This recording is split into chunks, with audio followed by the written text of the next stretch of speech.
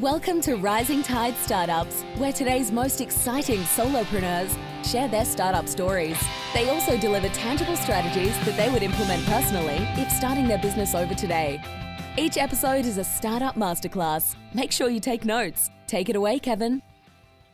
This is Kevin Pruitt with another episode of Rising Tide Startups, and I have a neighbor from Virginia with me today, Scott Danner from Freedom Street. Scott, say hello to our audience. Hello, audience, and Kevin, thank you so much for having me. I was just telling you how grateful I am to be a guest on your show today. Well, it's been fun to kind of chat before we hit the big red record button. But Scott, if you and I met at like a networking event, how would you introduce yourself to me?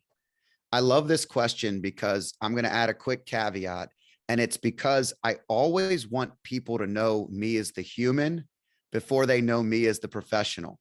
And that's a part of who I am. So the first thing I would do is I'd probably try to avoid for a second exactly what I do so that we could meet each other on a different plane. And then if we got to the point where we're talking about what we do, which is the key to your question, and I understand it, I would say I'm the CEO of a financial advisor firm or company called Freedom Street Partners. And we have offices all over the Southeast and even one in the Midwest. We have about 16 offices, and we have 44 advisors, and we manage just under $3 billion combined. I'm also the author of a book I just published in September called Freedom Street: How I Learned to Create a Rich Life, Live My Legacy, and Own the Future as a Financial Advisor. And, Freedom Street is a common theme in that, and that usually triggers some questions. Well, I certainly have questions, but I want to dig down a little bit into just the history. Like, nobody just wakes up and I'm a financial planner. I mean, did you study in university for that? Was that kind of the direction you were headed? I mean, you think you mentioned you worked in the district attorney's office here earlier. So yeah, at the AG's for the attorney general. So I was a criminal justice major in college. I honestly was going to go into law enforcement. I had no interest in this industry whatsoever, to be honest and frank. I got out, started working in the attorney general's office as assistant director of crime prevention for Virginia. And I had a really cool position on the 6th floor, on the appointed floor with the administration at the AG. And I got into doing a lot of, at the time, identity theft was kind of a big thing. It was a new thing. It was fresh. It was something that was innovative. I studied and learned and actually got to present for conferences on identity theft. I learned financial crimes, financial frauds, investment fraud. And I became a resource in that area. And it was interesting to me. And then when Mark Earley didn't win the election to be the governor, I didn't have a job. It was pretty simple. And my aunt Paulette, who lived in Arkansas, was an assistant for a financial advisor at Edward Jones back then, who had a small amount of money I'd invested with him. And my aunt said, "Scott, you would crush it at this. You were made for this kind of business. Why don't you apply and see where it goes?" And I started learning and reading and learning and growing. And that was 20 years ago. So I did not wake up and just decided. I was kind of given a great opportunity from one of my great aunts, who was not a great aunt, but one of my wonderful aunts, who have been instrumental in helping me grow as a man. And that was how I led into it. And I spent 15 years at Edward Jones, really developing my craft, my career. I did a ton of leadership. I always say, if I didn't have the leadership opportunities at Edward Jones that I did, as an entrepreneur at heart and its spirit, and just knowing that about yourself, having just something a little different from the day to day gives you a spark, gives you this energy. And training and leading and growing regions and developing talent, it was something I loved. So it was only natural to transition and build my own entity at some point in time. So that's the quick version. Normally there are two types of individuals that work for say large financial companies that are almost like a franchise model type thing. So it's the ones that are kind of go-getters and they really want to do well, but they're going to stay within the umbrella and framework of the mothership. There's also this other category of people that just over time become almost unemployable. You know, they have such an entrepreneurial bent to them, you know, a drive to them, that they have to step out on their own. So walk us through that transition, because it happens so often with our guests on Rising Tide about, yeah, I used to work for this company and now I had to go out on my own. So what was that light bulb moment or that driver internally, you know, that kind of led you to transition to going out on your own? Yeah, I think like most big decisions, some of it is in your brain and some of it happens to you. Mm, And so I was in a position to take on a pretty good sized leadership role and didn't get it. And quite frankly, it made me reevaluate the whole direction of everything I was doing, because everything I was building towards was that entrepreneurial spirit, but I was getting that out by being a leader, by mm, developing a region. And when I kind of was told, you know, you're a little bit more of a wild card, and you're not we don't think you're a great manager. We think you're a really great leader, but we don't think you're a great manager. That had a light bulb in my brain that was like, man, I've always felt like I was being pulled. I've always felt like I'm unemployable. I've always felt like I need 5 things to do at once, not one thing to do at once. mm. Maybe it's time. So I spent a good amount of time researching, evaluating, analyzing, and I really developed a strategy to not only become independent, but become independent and create a platform that would make it easier for other advisors that had entrepreneurial spirit to want to do the same thing. And so I took all the things that kept me from doing it and created a platform that made it easier, that made it more palatable, that made it smoother. And on top of that, I also realized that the average age of a financial advisor in my industry through studying and research is 62 years old. Wow. There are more 80-year-olds in my industry than there are 30-year-olds in my industry. And in my 40s, my early 40s, the truth is there's a great big opportunity for us to help. And I was lucky enough to come up in a time where a lot of advisors failed and they didn't stick with it because of the challenging environment of the 2000s and the downturns, Right. and the consecutive downturns that were tough. And so to build that story a little deeper, once I saw those trends, I was able to develop a couple of different avenues within our company, a space to have advisors affiliate with us where they could tap into everything we had built and build their practice. But I believe the future of financial advice is in the relationship. It's in one-to-one conversations like you and I are having. It's not in trying to be the best stock picker or the best, consultant. It's really about being a coach. It's about being an accountability partner, about helping people and building relationships. And you can't do that if you're spending all your time on busy work and corporate mumbo jumbo. And entrepreneurs look for easy fixes and things that make life simple. And then they develop a better strategy to offer that to the world. And I did that. And we did that in our company. And then what we saw was, as we started to interview and talk to some of the people that were interested in potentially selling their practices, it led me to write the book, because I noticed that advisors and most business owners I have ever dealt with in my life, especially entrepreneurs, really struggle at the end of their career. They really struggle at the next chapter. They don't ever want to leave because their impact is connected to their business. And when your impact is connected to your business, it's really hard to disconnect. And so Freedom So Street it's not a financial issue. It's more of an identity issue. 100%. And what I found was, if you're living a rich life, if you're not waiting for legacy to be something that you end with, but something that you're really building throughout your life, and you want to own the future, if you were in those areas, those 3 main areas, you were highly successful and ready for the next chapter. If you weren't, then we had to work through that process. And that's really what I did with the book. It was designed to reach more people and develop strategies and take what we've learned in our business and replicate it, but make it smoother for any business owner, any entrepreneur. It's not financial advising is really the examples that are used because it's what I've known so long. But as a financial advisor and a 20-year veteran in a field, you kind of wake up and realize that You've been listening to people's stories for 20 years. You've been helping every business, not just one type, clients that have, the spouse is in one industry and the other spouse in another. And there's uniqueness to all this. And it's been such a great journey. I just feel really grateful and blessed to have been on it.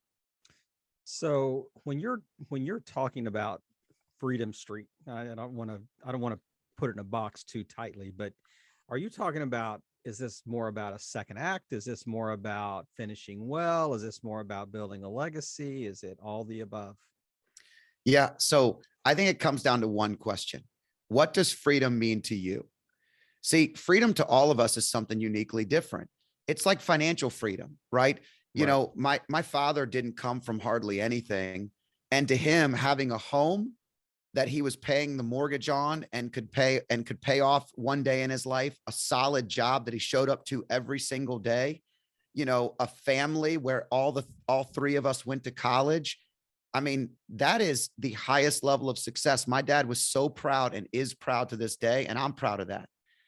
But to me, I always had this vision of, how can I take care of more people? How can I replicate these things? My brain was so far past the initial level of things that I felt were given, because I was given a different opportunity than my father was. I was given the ability to think bigger than him. And so I bring that up because what freedom meant to me and what freedom meant to my dad are two different things. What freedom to you is, and to me and all of our clients, is unique. And so this is about transitioning to a life of freedom. What is it defining it? What is richness? What does rich mean to you? What does freedom mean to you? And then how can we live the legacy? And a legacy is leaving something better than you left, than you came into it at, right? I have two children. We just talked briefly about your children, and I think you said grandchildren, or grandchild at least. Yeah, grandchildren. Children. The bottom line is, one day we won't be here, and they'll tell stories about us. And we really hope that they're great stories. But if you're in business, it's really great that not only do they tell great stories about your business, but they tell great stories about you as a human. And I really want to have that impact. And I really want to help people see that part of this entrepreneur train that everybody loves riding. So let's drill down a little bit on Freedom Street. So take me back to your time at Edward Jones. There was this opportunity you had, and then they selected someone else. They said they needed a manager instead of a leader, so they went with the manager. And so you were on, mentally, did you step outside the door right then? Was that kind of like, yeah, it's kind of, I gotta do something else, almost like flip the switch? And so walk us through that transition. What happened? Sure. So honestly, my initial opinion was I was frustrated. I thought I had done everything right. And the truth is, I came home and my wife had a bottle of champagne and 2 glasses waiting for me, and she was celebrating. And I asked her why she was celebrating, and she was telling me that this wasn't my opportunity, that it wasn't the right fit for me. What a great and response. That I was, sometimes you need someone else to help you, right? So the first thing I did was actually the opposite of what my initial thought was. And that was, I went to the person that deserved the job, that was a better candidate than me, that absolutely was the right fit. And I admired, and I said, hey, I'll be your number 2. Let's work together. I spent a year being his number 2 and working with him and developing his leadership. And then I separated. And then when I separated, it was about 6 months after that, I kind of took a step back, and I spent all that time researching, reading, learning, growing. And then I built a plan, and the plan was to develop something first. You have to transition first. You have to have a successful transition. Yep. And I had about 93% ethically, legally, non-solicited, the way that I had to do it. I had about 93% of my business stay with me. And I had 2 partners that eventually came over and started this with me. And we put all of our own money into it. And eventually, one advisor at a time, we built it until we bought our first practice and our second and our third. And we just developed a strategy in and around that. And, as I'm here in Charlotte visiting, for a soccer tournament for my youngest son, in one day, I've met with 4 of our advisors, and I can't tell you how proud I am at what we have accomplished, but most importantly, the people we've surrounded ourselves with. It's just all the right humans. And I'm very excited about how they're offering our vision to the world. Now, I mean, without you cryptically said this, so you certainly adhered to the non-compete that you would have had to sign Yeah. with Edward Jones. But um, I remember, I think I was watching another video you talked about. Maybe there were 2 like maybe assistants at your practice where you were kind of a little mopey, and they said, "Hey, suck it up, Buttercup. I mean, it's Oh man. go be yourself out here." Yeah. And during the transition, I made a couple calls where I announced that I had left, and I was allowed to do that. I can't ask anybody to come with me. And I was very, very, I was very, very careful. I believe in integrity. It's one of our core values in our company today. And I'm grateful to everything I learned from the previous company. I'm very, very thankful. I still think they're a great entity, and I recommend them all the time. But the truth is, I had given so much of myself to them that on that first couple of days, I was really in a tough spot. I couldn't, I was not, I didn't have the energy. And my 2 assistants walked in, who are great friends of mine. One is still with me today, and runs our marketing division. But they walked in and said, "We won't have a job if you don't create some of that energy that makes you special. Just remember who you are and what we did this for, and don't get caught up in the emotion." And every great coach still needs a coach occasionally, Yeah, for sure. or all the time. Yep. And in that moment, they were my coach. They elevated me to a better level. And I'm very grateful to both of them. There's always people in your life that just show up right at the right time, that with the right words. And if you surround yourself with quality people, that certainly is what's going to happen. So I'm interested about the idea, though, when you transitioned. Was the idea that I am just going to go out, I'm going to kind of go independent, I'm going to do my own financial planning service? Or did you really have the vision that said, I'm creating a system, we're going to bring on a bunch of advisors, we're going to buy other financial advising services out there, or offices out there, and or agencies? And so what was the initial vision? Take me back to that cocktail napkin that you wrote down. Yeah. You wrote The initial plan on. vision, I sat down with Scott Curtis, who at the time was the head of the division at Raymond James. And I was interviewing them and asking them, while they also interviewed me, what they could do for me. And I laid out that vision. I said, I want to buy practices. I want to develop a bigger brand. I want to be bigger than anything I ever dreamed of. And what I've learned since I said this, I laid a lot of this out. Now, I wasn't sure how we were going to do it. I did not know how we were going to connect A to Z. And today I still learn every day on better pathways and successful, pivots on a regular basis. But the reality is that basic premise of what we were building was something that was laid out and drafted. It was a rough draft. So the rough draft was there. Very simple process. Number 1 on the napkin is average age of an advisor, 62. I'm 38, 39 at the time, with 38, something like that.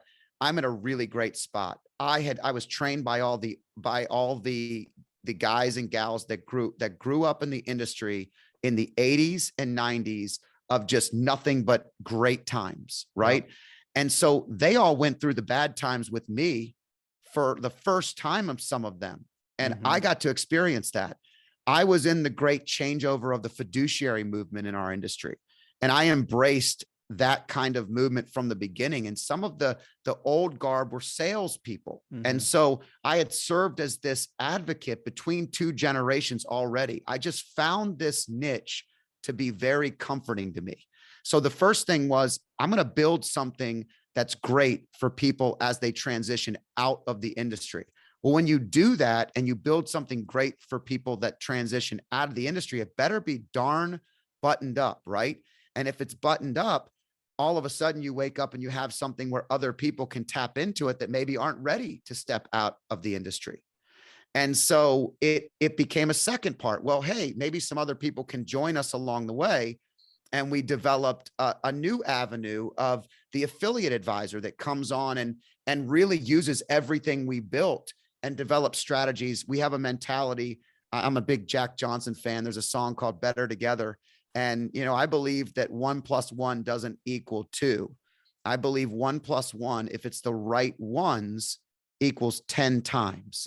And that's what we got. Every time we took one new additional person, we elevated and escalated the entity and the company and the business and the mission and the values by 10 times. So what's the advantage of a financial advisor going from their current role to becoming an affiliate with you? Yeah. So the business model, right? Yeah, I think one of the things we help make the transitions easy. If they're coming from an employee platform, everything's done for them right now. All their bills are paid, everything. I mean, the printer breaks and somebody comes in and just fixes it in 30 seconds. And it's a big transition for people when you're on your own, that when your printer breaks, you got to fix it on your own, right? But the truth is, the first thing we do is the big rocks. We coordinated and scaled things that our broker dealer Raymond James was already doing, but we wanted to make it even smoother. We elevated and escalated compliance. We believed that the industry was moving to a more compliant area and arena, and it was really important to have more time spent on those things, making sure clients were being taken care of in the right way. And that's a big fear for people in our industry. So we wanted to cover that fear. We built investment management models, because again, we believe that the more time those advisors can spend with their individual client, the better the relationship's going to be, the better their business is going to be, and the better they're going to serve that client. So just take those two ideas. The marketing, I've created marketing initiatives. I've invested in things where we have national contracts that save them 50, 60, 70% on things they couldn't afford to buy on their own, maybe, but together we're able to build something bigger. And most of those things, we do these things because it helps us become better too.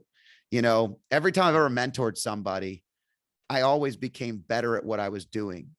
And I learned from that experience, not just the person that's being mentored, but me, the mentor. The mentee learns if I'm doing my job, but me, the mentor, has always learned. And that's how I look at this business. So those are some of the things that really develop. But the last thing is the coaching and consulting. I've always been a coach and a consultant. I've hired or brought in 100+ people to this industry, and I've coached and consulted with so many that have really seen a high level of success. And I want to give that to anybody that's a part of us. And that's also what I built on the outside. That's why I wrote the book and I developed strategies that could help anybody in any business. Right. So, right. Yeah, I mean, it's certainly, I told you before you even started recording that, I mean, it was hard looking at all the information that you got out there to really kind of wrap a bow around, everything that you do. And it's so many different facets of even life, the whole idea. But so you mentioned the word mentor just a minute ago, or coach. And so we love to just have just a tiny segment in each of our interviews where the guest is the mentor. It's kind of our mentor moment. So tell me 2 things that you think would help somebody that is kind of, considering stepping out on their own, starting their own gig, doing their own business, whatever it is, but just 2 things that just really come to mind. You think, if I would have known this when I started, it would have been game changing for me. So there's one big thing that stands out that still is very evident in business to me, and I don't like it. And it's called transaction versus relationship business.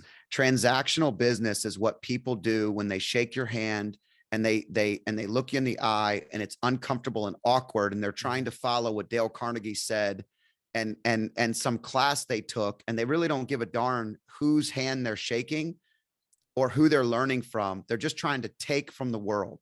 They're not giving the world anything.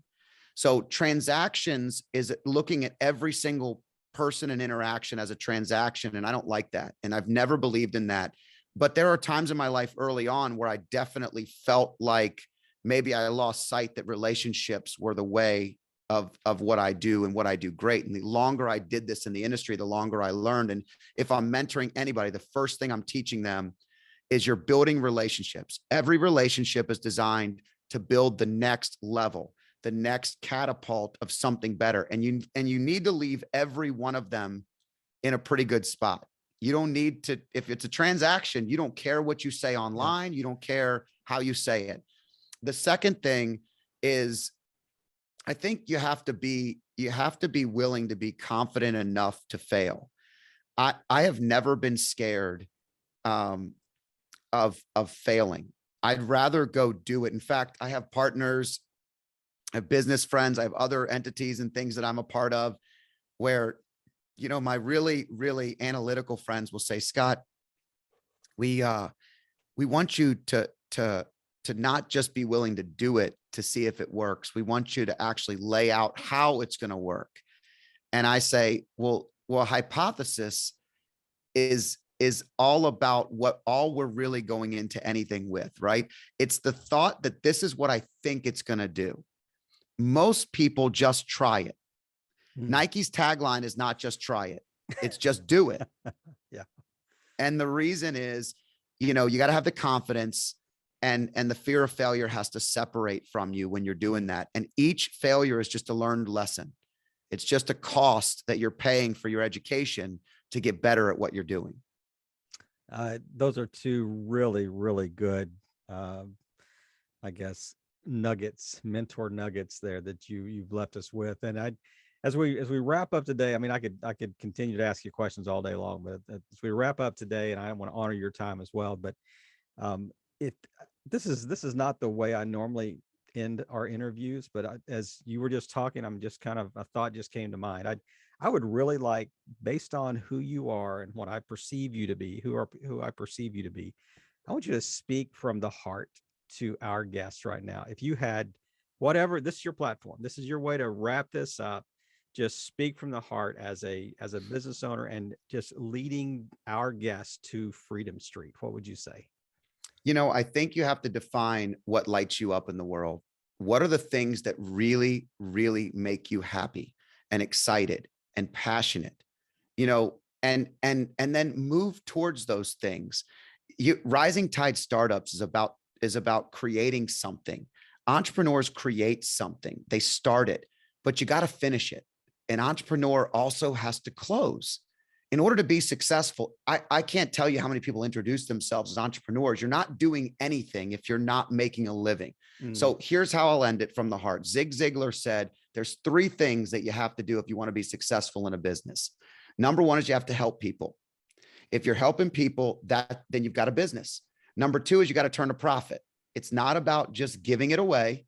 It's actually making money. If you're not making money, you're nothing in the business. You are just giving your time away. And number 3 is you must serve something bigger than yourself. For me, it's been God. For some people, it's a spiritual being, whatever it may be for you. If you are the only thing you're serving, it's an empty world. If you do those 3 things, you will never have to chase money. Money will be chasing you your entire career, your entire life. And most of all, you'll love what you're doing, and you'll be making the world a better place because you're making something worth it for other people and you're helping them. And I just think that right there is something that everybody should hear. And if you've got an idea, you're thinking about, stop trying things in life. Just do it. Do it. See what I did there? I sucked out extra mentor moments in that last question. We got 5 for the price of 2. And man, what a way to wrap up today, Scott. I really appreciate you just taking the time today. It's been a pleasure to take our 30 minutes and just really expand on the idea of Freedom Street being more than, you know, a financial services business that really is a lifestyle and legacy platform, you know, that you've created and impacting so many lives. And just, I appreciate you taking the time and just want you to have a great weekend. And thanks again for just playing your part in helping all boats rise in a rising tide. Scott, thanks again. Thank you, Kevin. Appreciate you.